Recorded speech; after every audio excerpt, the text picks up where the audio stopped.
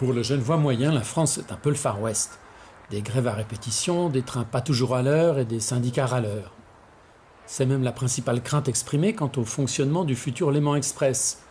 Il reliera par le train les deux rives du Léman, du Jura aux Alpes, et les Genevois ont peur que les trains français prennent du retard. Comme si cela n'arrivait jamais aux trains suisses. En attendant, les Français avancent à grands pas et la pose des rails est terminée sur tout le nouveau tronçon en tranchée couverte, de la gare d'Annemasse à la frontière du Foron. Les machines y circulent déjà et l'on s'y affaire aux installations électriques, importantes puisque ce tronçon sera équipé en double avec les tensions suisses et les tensions françaises différentes pour que les motrices des deux pays puissent circuler sans problème. La France a mis les bouchées doubles pour que la Suisse puisse rentrer ses rails par Annemasse et attaquer ainsi la pose par les deux côtés pour rattraper le retard pris dans la creuse du tunnel de Champel. Lorsque cela aura commencé, les équipes françaises et suisses travailleront en alternance pour ne pas se gêner. Les Français termineront l'installation des infrastructures le matin, tandis que les Suisses transporteront leurs rails l'après-midi. Tout est prévu, mais ça prend du retard. À la frontière du Foron, sous Moelle-Sula, les rails s'arrêtent net. Un syndicat genevois a mis le holà, en prenant le risque de retarder l'inauguration du CEVA, prévue fin 2019, et donc du Léman Express, qui s'étalera sur les années suivantes. UNIA a intenté une action en justice contre le travail de nuit, pour la pose des rails dans les tunnels, avec effet suspensif, ce qui réduit le nombre d'heures de travail et ralentit forcément le chantier. En cas de report, des dizaines de milliers d'usagers seront contraints d'utiliser leur voiture quelques semaines ou quelques mois de plus, avec les bouchons, l'encombrement et la pollution qui en résulteront pour tous les Genevois. Les responsables d'UNIA n'ont pas daigné répondre à nos demandes d'interview, déposées par téléphone et par courriel. Ils craignent que l'autorisation fédérale crée un précédent pour d'autres types de professions appelées à travailler la nuit, alors que de leur côté, les autorités estiment que le CEVA relève d'un cas d'utilité publique d'envergure exceptionnelle. Pour le reste, une trentaine d'employés spécialisés sont concernés, qui seraient évidemment dédommagés pour le travail de nuit, sachant qu'il existe un certain nombre de gens qui préfèrent vivre la nuit. Les volontaires ne devraient pas être trop durs à trouver.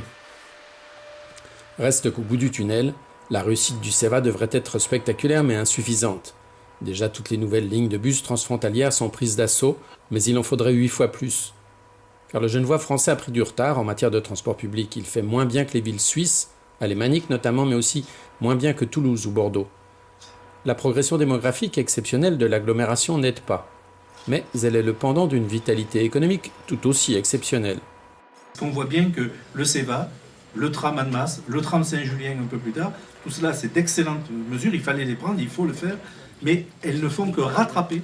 Et un dernier chiffre, parce que pour moi il était important, je l'ai relu encore récemment, l'arrondissement de Saint-Julien en Genevois, c'était 163 000 personnes en 2013, je parle de l'arrondissement, c'est 184 000 aujourd'hui. 2013-2017. L'augmentation, c'est 10,5%.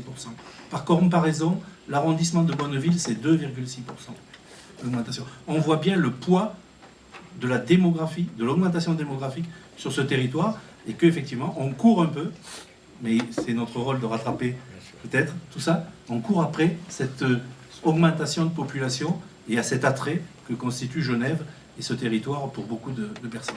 Les 5 lignes de RER que permettra l'infrastructure CEVA, c'est 62 000 voyages par jour. Voilà. Donc c'est énorme, quoi. Une ligne très très forte de bus, comme on a par exemple à Saint-Julien, la ligne D, on est à même pas 8 000, quoi. Pour vous dire que 62 000, c'est juste énorme. Mais effectivement, l'évolution étant ce qu'elle est, si vous voulez, de façon un peu crue, on court après le retard, quoi. Il faut savoir qu'effectivement, l'offre 2020, ce qu'on appelle l'offre, c'est le réseau de transport public en 2020, comprenant bien entendu le Léman Express, mais aussi tous les services de bus, de cars présents sur ce territoire, a été testé avec, monsieur le sous-préfet en a parlé en début de séance, le modèle multimodal transfrontalier.